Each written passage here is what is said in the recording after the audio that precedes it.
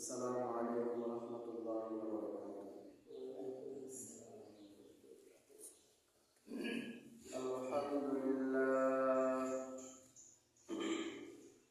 আলহামদুলিল্লাহ নাহমাদুহু ওয়া নাস্তাঈনুহু ওয়া নাস্তাগফিরুহু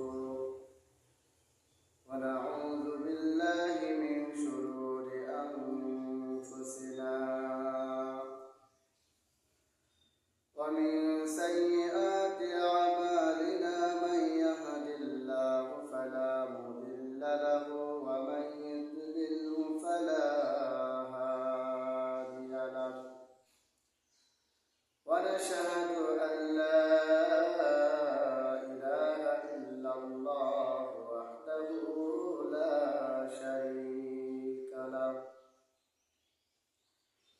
لا خالق إلا الله لا مالك إلا الله لا ستار إلا الله لا منان إلا الله لا حنان إلا الله لا غفار إلا الله لا صادق إلا الله لا محبوب إلا الله لا معشوق إلا الله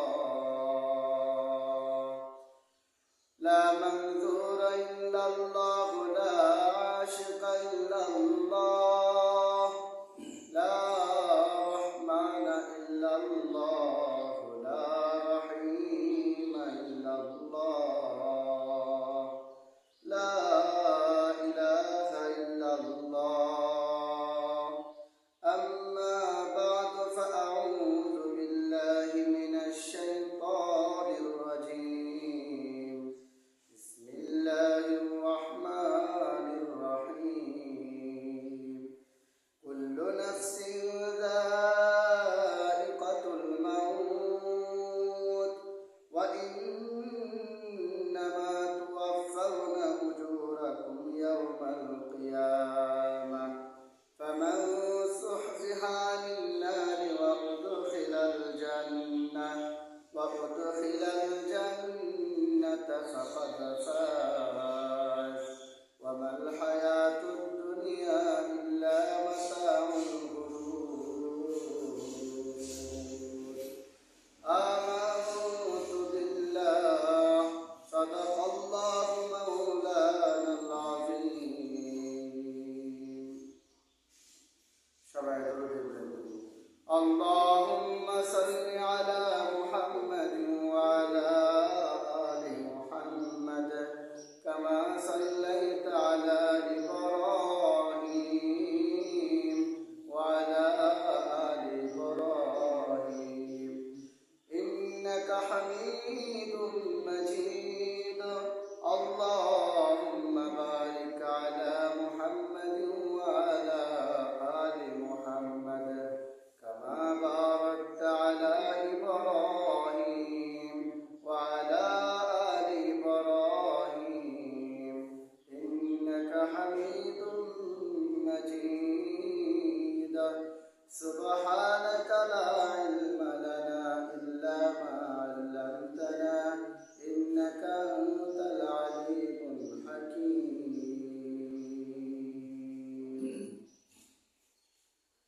আল্লাহ পাকের শুকরিয়া আদায় করছি যে আল্লাহ জাল্লা শানুহু ওয়া আম্মা নাওয়ালুহু আল্লাহ রাব্বুল আলামিন আমাদেরকে রবিউল আউয়াল মাসে আল্লাহ পাকের হুকুম জুমার 2 রাকাত নামাজ পড়া তারই পাশাপাশি তিনি কিছু আলোচনা করা এবং শোনার জন্য তৌফিক দান করেছেন সেই জন্য সবাই শুকরিয়া আদায় করি আলহামদুলিল্লাহ। মুহতারাম হাজিরিন, আজকে আমি আপনাদের সামনে সূরাত আলে ইমরান থেকে 185 নম্বর আয়াতে কারিমা তেলাওয়াত করেছি। সেই আয়াতকে সামনে রেখে আমার আলোচ্য আয়াতের সংক্ষিপ্ত তাফসীর করার প্রয়াস চালাবো।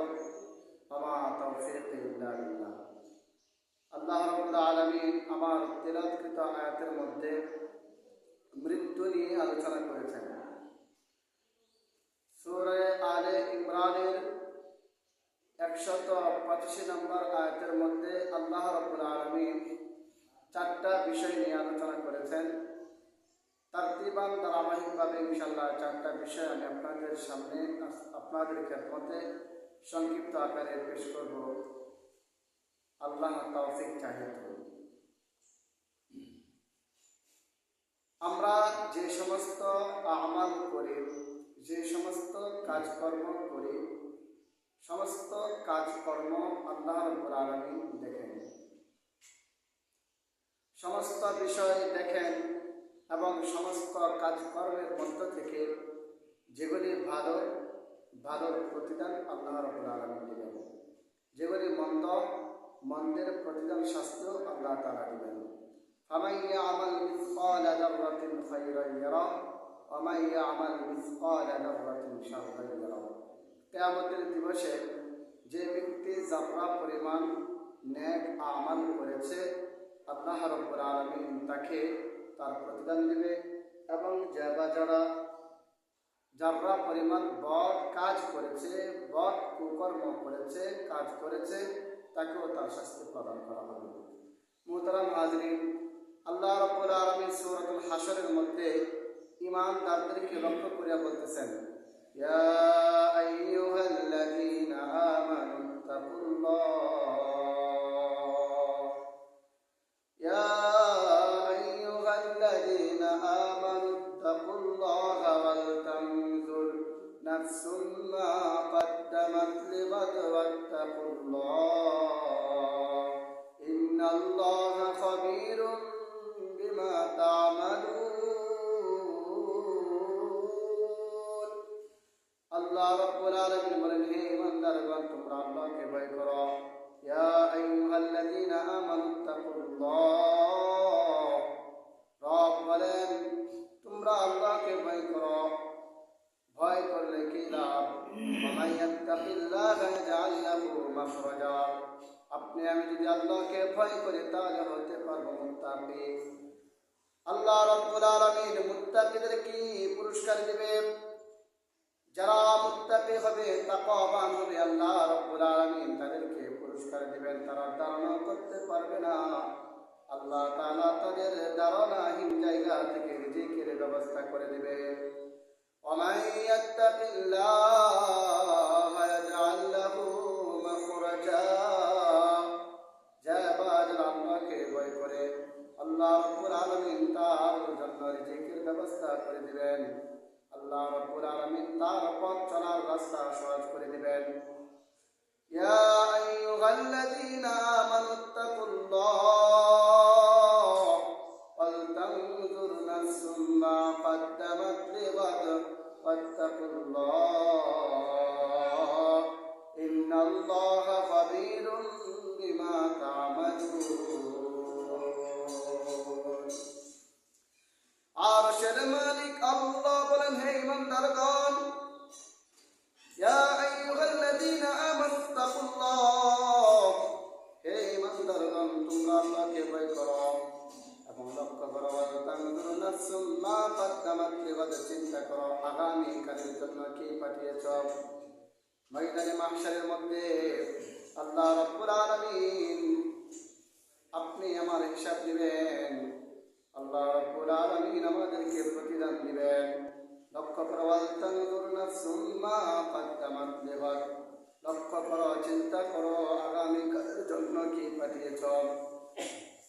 আগামীকালের জন্য কি পাঠিয়েছ? আপনি আমি যে সমস্ত আমল করে ভালো আমল হলেও সেটা আপনি আমার আমল নামে থেকে যাবে, তার প্রতিদান পাবো ময়দানে মাহশারে। মরার পর যখন কবর জগতে চলে যাব তার প্রতিদান পাবো।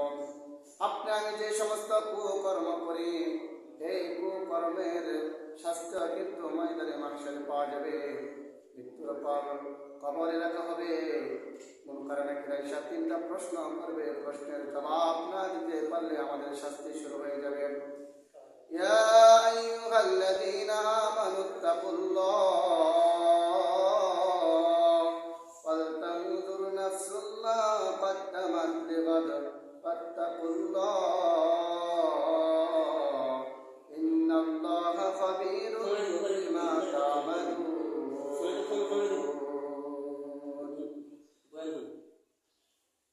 মুত্তাকিরা আল্লাহ, ঈমানদাররা আল্লাহকে ভয় করবে। এবং লক্ষ্য করবে এই আয়াতের মধ্যে দুইটা বিষয় লক্ষণীয়। এক নম্বরের বিষয় হলো আল্লাহকে ভয় করা। দুই নম্বরের বিষয় হচ্ছে হাসরের ময়দানে মাহশরে আগামীকালের জন্য কি আমল করেছে, কি আমল পাঠিয়েছে তা চিন্তা করা।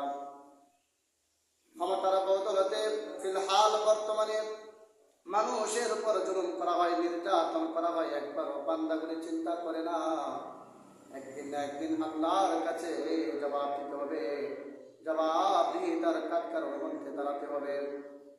শক্তি আছে বলে, টাকার শক্তি, ক্ষমতার শক্তি, পয়সার শক্তি, শরীরের শক্তি আছে বলে মানুষের উপর নির্যাতন করা হয়, জুলুম করা হয়, মানুষের উপর নির্যাতনের স্টিমুলার চালানো হয়, মানুষ বিচার দিলে বিচার পাই না।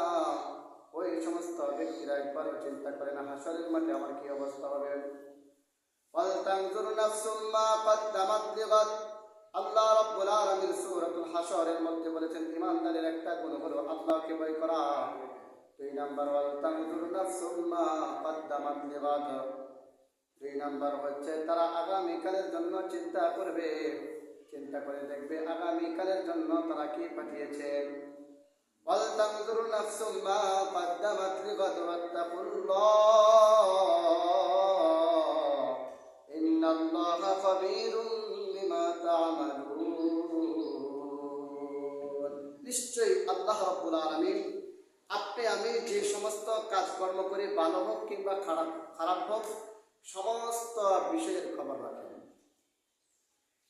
রাতের আধারে, অন্ধকার রাত, ঘরের ভিতরে বাতি নাই, আলো নাই, এই অন্ধকার রাতের মধ্যে আপনি আমি যে সমস্ত কুকর্ম করি, যে সমস্ত গুনাহের কাজ করি, সমস্ত কাজগুলি আমার আল্লাহ দেখেন। একেবারে ফর্সার মধ্যে আমার আল্লাহ এমন একজন আল্লাহ, এমন একজন খালেকের ইবাদত আপনি আমি করি, যে খালেক সমুদ্রের নিচে ঝিনুক হাঁটাহাঁটি করে সেই হাঁটার আওয়াজ পর্যন্ত শুনতে পাই। জমিনের মধ্যে অন্ধকারে পিপিলিকা হাঁটে, আপনি আমি পিপিলিকার হাঁটার আওয়াজ শুনতে পাই না, কিন্তু আল্লাহ রাব্বুল আলামিন পিপিলিকার হাঁটার আওয়াজও শুনতে পান। ইন্নাল্লাহা খাবীরুম বিমা তা'মালুন। নিশ্চয়ই আল্লাহ তাআলা আপনি আমি যে সমস্ত কুকর্ম বা ভালো কর্ম করি, যে সমস্ত আমল করি, সমস্ত বিষয় খবর রাখেন। অর্থাৎ আল্লাহকে ফাঁকি দেওয়ার মতো কোনো সুরত নাই। তো আরশের মালিক আল্লাহ সূরাতুল আলে ইমরানের 185 নম্বর আয়াতের মধ্যে চারটা বিষয় নিয়ে আলোচনা করেছেন। এক নম্বর বিষয় হলো কুল্লু নাফসিন যায়িকাতুল মাউত, প্রত্যেকটা প্রাণীকে মৃত্যুর স্বাদ আস্বাদন করতে হবে। খেয়াল রাখেন, এক নম্বর পয়েন্ট আল্লাহ রাব্বুল আলামিন চারটা বিষয় নিয়ে আলোচনা করেছেন। প্রথম নাম্বার হচ্ছে কুল্লু নাফসিন যায়িকাতুল মাউত, প্রত্যেকটা প্রাণীকে মৃত্যুর স্বাদ আস্বাদন করতে হবে। এই নিয়ে কোনো হরতাল নাই, কোনো মিটিং মিছিল, কোনো দরবার দায় দরবার, মামলা মোকদ্দমা, কোনো কিছু নাই। এমন কেউ নজরে দেখাতে পারবে না অমুক কোর্টের মধ্যে মৃত্যু নিয়ে মামলা করেছে, আমার কোনোদিন মৃত্যু হবে না, এমন কেউ দেখাতে পারবে না। রাজধানীর এমন একটা অঞ্চলের মধ্যে, এমন একটা জায়গার মধ্যে মৃত্যু নিয়ে ধর্মঘট হয়েছে, মিছিল হয়েছে, আমাদের কোনোদিন মৃত্যু হবে না। প্রত্যেকটা প্রাণী আল্লাহ রাব্বুল আলামিন যাদেরকে প্রাণ দিয়েছেন, প্রত্যেকটা প্রাণীর মৃত্যুর স্বাদ আস্বাদন করতে হবে। প্রত্যেকটা প্রাণীকে মৃত্যুবরণ করতে হবে। মরার সময় কেউ হেসে হেসে মৃত্যুবরণ করে, আবার মরার সময় কেউ পায়খানা প্রস্রাব করে মৃত্যুবরণ করে। মৃত্যু হবে কারো জন্য সহজ, কারো জন্য একেবারে সহজ হবে। খামিরার মধ্যে যদি আপনার চুলটাকে যেভাবে টান দিলে চলে আসে, আল্লাহ রাব্বুল আলামিন নেককার বান্দাদের প্রাণটাকে এভাবে কবজ করবে। নেককার বান্দা ঘুমিয়ে থাকবে, নেককার বান্দা আল্লাহ আল্লাহ জিকির করবে, নেককার বান্দা বলবে সুবহানাল্লাহ, আলহামদুলিল্লাহ, আল্লাহ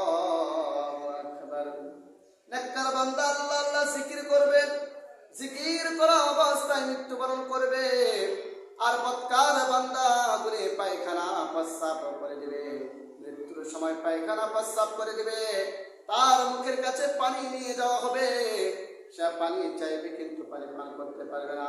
এমন কি হয় কি হয় না? মৃত্যুবরণ অবস্থায় মৃত্যু করবে, মৃত্যু সাথে ঘরের মধ্যে শায়িত অবস্থা আছে, ওই মৃত্যুবরণ করেওয়ালা ব্যক্তি ঘরের মধ্যে ছটফট করে কান্নাকাটি করতেছে, জবানের মধ্যে পানি নেওয়া হয়, পানি দেওয়া হয়, কিন্তু সে পানি পান করতে পারে না। আর কিছু কিছু বান্দা আছে, পেয়ারা বান্দা বলে, যারা আল্লাহ তাআলার আশিক, আল্লাহ পাকের পেয়ারা বান্দা, যারা আল্লাহ পাকের পেয়ারা বান্দা অতীত হয়েছিল, বর্তমানে কিছু কিছু আছে, ভবিষ্যতে আসবে। ওই বান্দাগুলি যখন শুয়ে থাকে সব সময় জিকির করে ওযু অবস্থায় শুয়ে যায়, আমার আল্লাহ রাব্বুল আলামিন এই সময় তার জানটা কবজ করে আনি, আর বৎকার বান্দাগুলোর জানটাকে এমন ভাবে কবজ করে সে এক পর্যায়ে কষ্টের কারণে পায়খানা পর্যন্ত করে দেয়। কুল্লু নাফসিন যায়িকাতুল মাউত, প্রত্যেকটা প্রাণীকে মৃত্যুর স্বাদ আস্বাদন করতে হবে। যাদেরকে জান দেওয়া হয়েছে ওই সমস্ত ব্যক্তিদের প্রাণটাকে বের করা হবে। যাদের প্রাণ আছে তারা মৃত্যুবরণ করবে।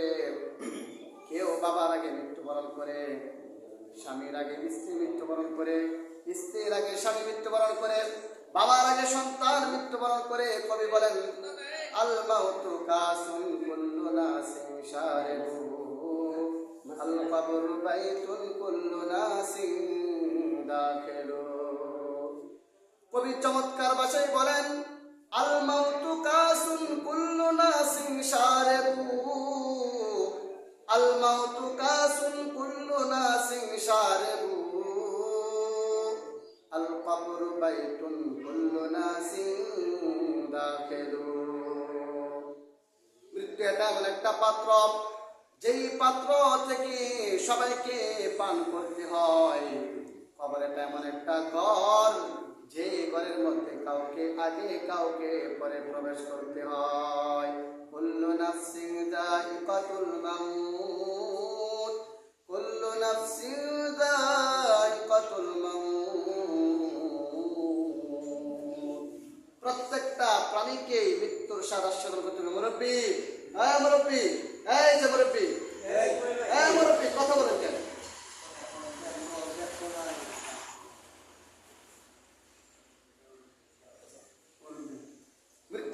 মৃত্যুবরণ হবে না? মৃত্যুবরণ করবেন তো? এসবেন না গেলে প্রত্যেকটা প্রাণীকেই কুল্লু নাফসিন যায়িকাতুল মাউত, প্রত্যেকটা প্রাণীকেই মৃত্যুর স্বাদ আস্বাদন করতে হবে। দুনিয়া থেকে কিছু মানুষ চলে যাবে মায়ের বুকটাকে খালি করে। যখন কেউ চলে যায়, কবি নজরুল সুন্দর ভাষায় একটা কবিতা আবৃত্তি করেছেন, এমন জীবন পরহি গঠন, মরণে হাসিবে তুমি কাঁদিবে ভুবন। যখন তুমি এসেছিলে ববে, কেঁদেছিলে তুমি একা, হেসেছিল সবে, এমন জীবন পরহি গঠন, মরণে হাসিবে তুমি কাঁদিবে ভুবন। কিছু কিছু মানুষ যখন দুনিয়া ছেড়ে চলে যায়, তখন তার জন্য এলাকাবাসী সবাই কান্নাকাটি করে, কি বলেন, আছে না?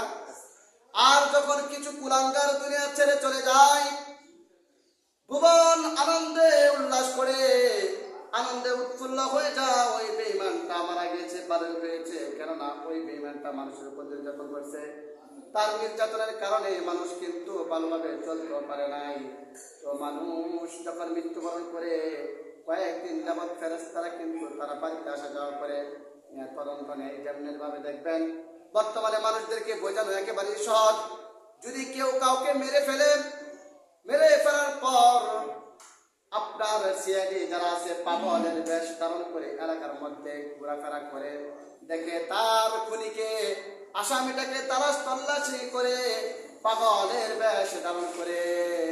ঠিক তদ্রূপ মানুষ যখন মৃত্যুবরণ করে, ফেরেশতারা মানুষের আকৃতি ধারণ করে বাড়িতে এসে এলাকার মধ্যে চক্কর দেয়, আর শুনে ওই ব্যক্তির ব্যাপারে কেনা বদনাম কয়, কেনা আবার সুনাম কয়। ওই ব্যক্তির ব্যাপারে কারা আফসোস করে আবার কারা আনন্দ হয়, ওই সমস্ত কিছুই ফেরেশতারা নিয়ে যায়। যেই সমস্ত ব্যক্তিদের ব্যাপারে মানুষগুলো বদনাম কয়, খুশি হয় লোকটা মৃত্যুবরণ করছে ভালোই হয়েছে, ওই সমস্ত ব্যক্তিদের অবস্থা খুবই খারাপ হবে। আর যাদের ব্যাপারে বলে লোকটা খুবই ভালো ছিল, ওই লোকটা খুবই ভালো ছিল, তার মাধ্যমে কোনো ব্যক্তি কিন্তু নির্যাতনের শিকার হয় নাই, সে কাউকে কষ্ট দেয় নাই, ওই সমস্ত ব্যক্তিদের জন্য মানুষেরা কান্নাকাটি করে, ও মানুষ নিজের জীবনটাকে এমন ভাবে সাজাও, নিজের জীবনটাকে এমন ভাবে সাজাও যখন আপনি আমি দুনিয়া ছেড়ে চলে যাব, তখন যেন মানুষ আপনি আমার জন্য কান্নাকাটি করে। আমি তো প্রায় ক্ষেত্রে এই কথাটা বলি, ও যুবক ও বৃদ্ধ বাবা, আপনি আমি এখনই ভালো হওয়ার সময়, ভালো হয়ে যাব ওই দিন আসার আগে, যেই দিন নিজের গোসল নিজে দিতে পারবো না, যেই দিন নিজের গোসল নিজে দিতে পারবো না, নিজের গোসল নিজে করতে পারবো না, লোকে আমাকে গোসল দেবে, যেদিন এখন তো নিজের কাপড় নিজে পরিধান করতে পারি, কোনটা ভালো কোনটা খারাপ, ওই দিন আসার আগে ভালো হয়ে যাও, ওই দিন আসার আগে আমলটাকে ঠিক করো। যেই দিন নিজের কাপড়টাও পরিধান করতে পারবা না, আপনি আমি বুঝবো না সাদা কাপড় আমাদেরকে পরিধান করানো হচ্ছে নাকি কালো কাপড়, আমাদেরকে ময়লাযুক্ত কাপড় পরিধান করানো হচ্ছে নাকি পরিষ্কার কাপড় পরিধান করা হচ্ছে। ওই দিন আসার আগে ভালো হয়ে যাও, নিজের নিজের জীবনটাকে বদলাও, ওই দিন আসার আগে নিজের জীবনটাকে বদলাও। যেই দিন নিজের খাটের মধ্যে উঠে নিজে শুইতে পারবা না, কয়েকজন মানুষ ধরে নিজের আরেকটা খাটের মধ্যে শোয়া দিবে, ওই দিন আসার আগে নিজের আমলটাকে বদলাও। যেই দিন নিজের ঘরের মধ্যে নিজে নামতে পারবা না, মানুষগুলো ধরে ধরে আপনি আমাকে নামানো হবে, আপনি আমাকে নামিয়ে দিবে, ওই দিন আসার আগে নিজের আমলটাকে বদলাও। এই কয়েকটা বিষয় যদি সামনে রেখা মানুষ সব সময় চিন্তা ফিকির করে, তাহলে মানুষের ভিতরে কোনো হিংসা থাকতে পারে, মানুষের ভিতরে কোনো হিংসা থাকতে পারে না, কোনো অহংকার থাকতে পারে না। টাকার গৌরব, সৌন্দর্যের গৌরব, শক্তির গৌরব, ক্ষমতার গৌরব কোনো কিছুই থাকতে পারে না। রব বলেন কুল্লু নাফসিন যায়িকাতুল মাউত, প্রত্যেকটা প্রাণীকে মৃত্যুর স্বাদ আস্বাদন করতে হবে। কথা বলতেছিলাম আল্লাহ রাব্বুল আলামিন সূরাতু আলে ইমরানের 185 নম্বর আয়াতের মধ্যে 4টা বিষয় নিয়ে আলোচনা করেছেন। প্রথম নম্বর বিষয় হলো কুল্লু নাফসিন যায়িকাতুল মাউত, প্রত্যেকটা প্রাণীকে মৃত্যুর স্বাদ আস্বাদন করতে হবে।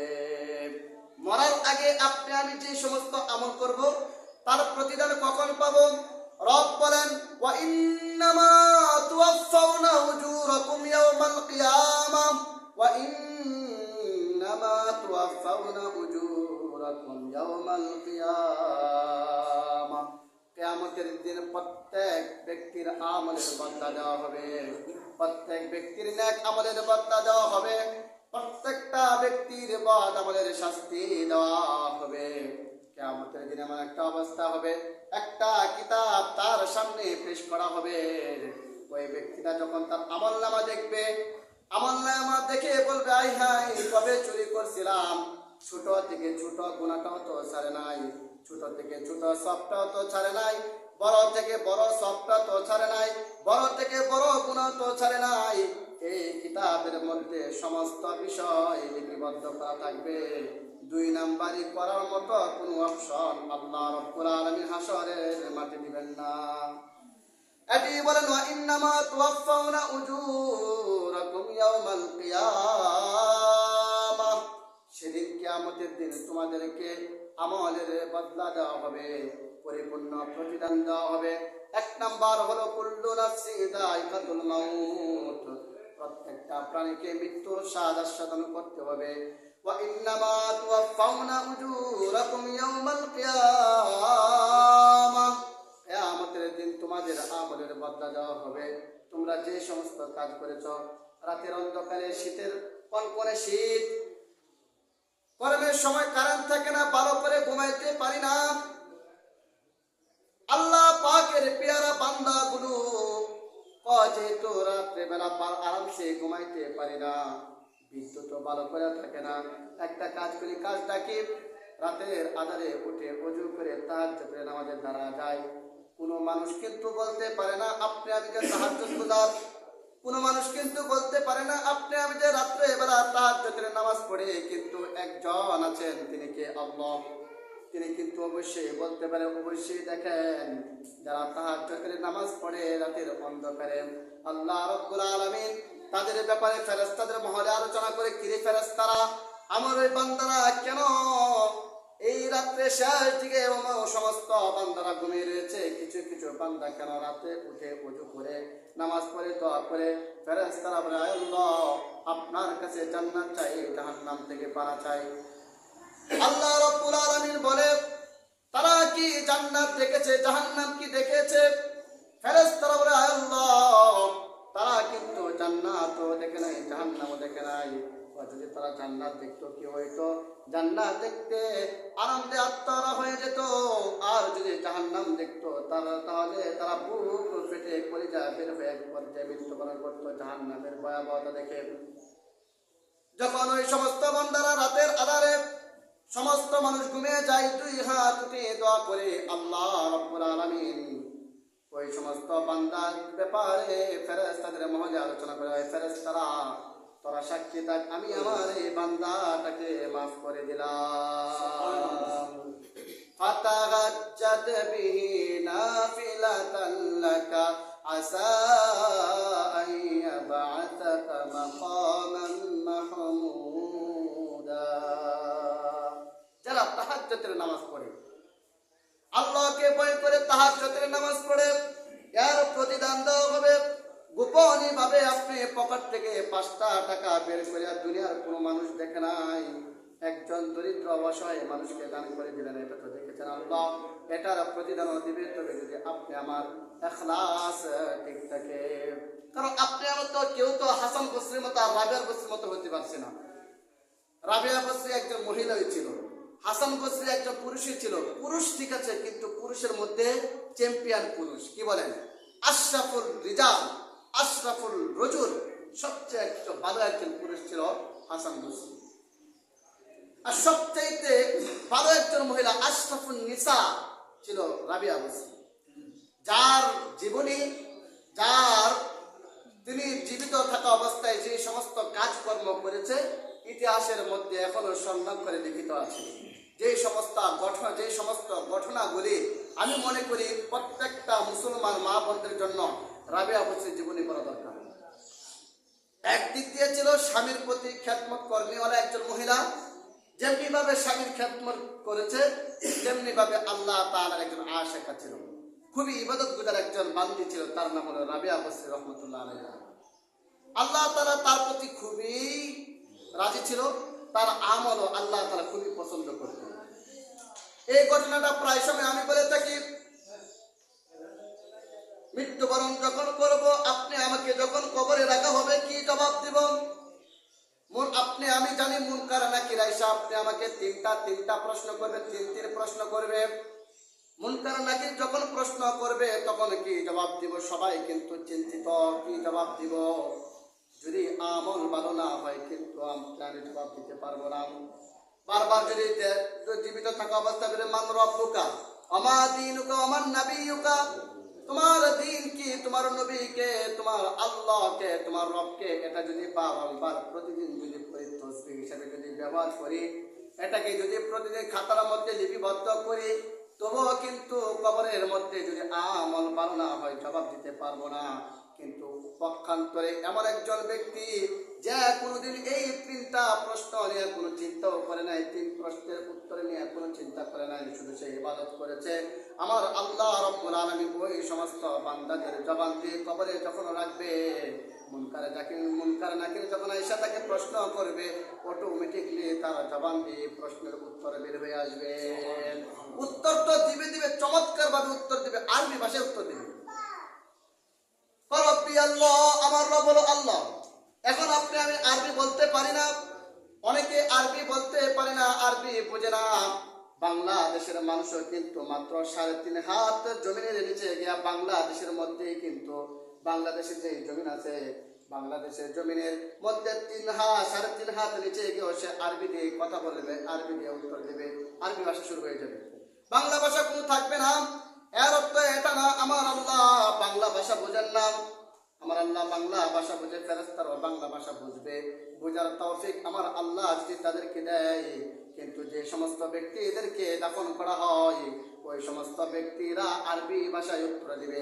আপনি আমি যখন মৃত্যুবরণ করব, মৃত্যুবরণ করার পর মানুষগুলো 3.5 হাত গর্তের নিচে, মাটির নিচে যখন দাফন করে চলে আসে, আমরা তো কি বসা অবস্থায় থাকি নাকি? বসা অবস্থায় থাকি না। আপনি আমাকে সুন্দরভাবে কবরের মধ্যে শয়ন করে রেখে আসে। যখন মানুষ তাদের কাছ থেকে চলে আসে তখন ফেরেশতারা চলে আইসা তাকে সুন্দরভাবে বসায়, ঠ্যাংগুলো সামনের দিকে থাকে, লোকটাকে বসাইয়া রুহটাকে আবার তার ভিতরে দেয়। রুহটাকে ভিতরে দেওয়ার সময় তার যে মানুষগুলো, জীবিত মানুষগুলো যেভাবে কথা বলে, মৃত ব্যক্তিটাও কিন্তু সেভাবে কথা বলতে থাকে। মুনকার নাকির প্রশ্ন করে, আমার রব্বুকা ওমান দীনুকা ওমান নবিয়ুকা, ওমান দীনুকা ওমান নবিয়ুকা, তোমার আল্লাহ কে, তোমার রব কে, তোমার দিন কি, তোমার নবী কে? এই 3টা প্রশ্ন মানুষের ভিতরে রূহ দিয়ে এভাবে সুন্দরভাবে বসে, ঠ্যাংগুলো সামনের দিকে থাকে, বসাইয়া রূহ দেয়, রূহ দিয়া তাকে প্রশ্ন করে। কিন্তু যাদের একটা আমল আছে, আমলটা ভালো করে লক্ষ্য করবেন, যাদের একটা আমল আছে তাদের পক্ষে তাদের কোনো টেনশন নাই, তাদের কোনো চিন্তা নাই। সব সময় এশারের নামাজের পর সূরা মুলক তেলাওয়াত করে, তাবারাকাল্লাযী বিয়াদিহিল মুলক ওয়া হুয়া আলা কুল্লি শাইইন কাদির। এই সূরা মুলক যখন তারা এশারের নামাজের পর তেলাওয়াত করে, হাদিসের মধ্যে সূরা মুলকের ফজিলত পাওয়া যায়। নবীজি সাল্লাল্লাহু আলাইহি ওয়াসাল্লাম বলেছেন, যারা প্রতিনিয়ত এশারের নামাজের পর সূরা মুলক তেলাওয়াত করবে তাকে যখন কবরে রাখা হবে, মুনকার নাকির যখন আয়েশা প্রশ্ন করবে তখন এই সূরা মুলক প্রতিবন্ধক হয়ে দাঁড়াবে। শুনো শুনো ফেরেশতারা, শুনো, আমার এই বন্ধুটাকে আরামসে ঘুমাতে দাও, যা কিছু প্রশ্ন করার দরকার আমাকে প্রশ্ন করো। সূরা মুলক তেলাওয়াতকারীর পক্ষে সাক্ষী দিবে, তেলাওয়াতকারীর পক্ষ নেবে তখন। এই জন্য আমরা ইনশাআল্লাহ এশারের নামাজের পর সূরা মুলক পড়ব। তো তাবারাকাল্লাযী বিয়াদিহিল মুলক ওয়া হুয়া আলা কুল্লি শাইইন কাদির। এই সূরা মুলক তেলাওয়াত করা প্রায় 3 পৃষ্ঠা আছে, 3 পৃষ্ঠার মতো আছে কোরআনের মধ্যে। এই সূরা মুলক তেলাওয়াত করা আল্লাহ রাব্বুল আলামিন সবাইকে আমল করার তৌফিক দান করুন। তো সূরাতুল আলে ইমরানের মধ্যে আরশের মালিক আল্লাহ 4টা বিষয় নিয়ে আলোচনা করেছেন। প্রথম নাম্বার বিষয় হলো কুল্লু নাফসিন যায়কাতুল মাউত, প্রত্যেকটা প্রাণীকে মৃত্যুর স্বাদ সাধন করতে হবে।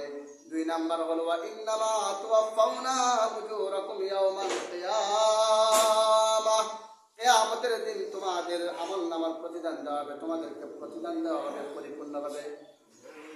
অসম্পূর্ণ দিবে না, পরিপূর্ণ প্রতিদান দিবে। ওয়া ইন্নামা তুওয়াফাউনা উজুরাকুম ইয়াওমাল কিয়ামাহ, কিয়ামতের দিন তোমাদেরকে বদলা দেওয়া হবে পরিপূর্ণভাবে। 2 নাম্বার। 3 নাম্বারের মধ্যে আমার আল্লাহ আলোচনা করেছেন, ফামান যুহজিহা আনিন নারি ওয়া উদখিলাল জান্নাতা ফাকাদ ফাজ। 3 নম্বরে আমার আল্লাহ তাআলা আলোচনা করেছেন, যে বা যাকে জাহান্নাম থেকে দূরে রাখা হবে এবং জান্নাতে প্রবেশ করা হবে, ওয়া উদখিলাল জান্নাতা ফাকাদ ফাজ, ফাকাদ ফাজ, সেই ব্যক্তি হবে কামিয়াব। জাহান্নাম থেকে দূরে রাখা হবে, জান্নাতে প্রবেশ করানো হবে, ওই ব্যক্তিতে হবে কামিয়াব। এর সুন্দর একটা তাফসীর আমাদের বড়রা করে থাকেন। কিভাবে? আমাদের দেশের মধ্যে কামাররা যখন দাওয়ের মধ্যে, চাকুর মধ্যে পানি ধরায়, আপনারা বলেন তো দেখি, আপনার দা অথবা ছুরিটাকে, চাকুটাকে একেবারে আগুন দ্বারা দগ্ধ করে পানির মধ্যে গিয়ে একেবারে কয়েক মিনিট ধরে রাখেন, শুধু পানি ধরা আবার নিয়ে আসে পারে, পানির মধ্যে দিয়ে আবার চাকুটাকে নিয়ে আসে পারে, এটাকে পানি ধরানি। এটাকে বলে পানি ধরানি। দাওয়ার মধ্যে পানি ধরানো হয়েছে, ছুরির মধ্যে পানি ধরানো হয়েছে, টকটকে লাল কইরা তখন পানি ধরায় আর কি। ঠিক তদ্রূপ আল্লাহ রাব্বুল আলামিন যেই সমস্ত বান্দারা আছে, যারা ঈমান আছে কিন্তু নেক আমল করতে পারে নাই, পরিপূর্ণ ঈমান যাদের আছে, নেক আমল করতে পারেন নাই, তাদেরকে হাসরের মাঠে এভাবে পানি ধরানোর কাজ করবে, জাহান্নামে নিবে তো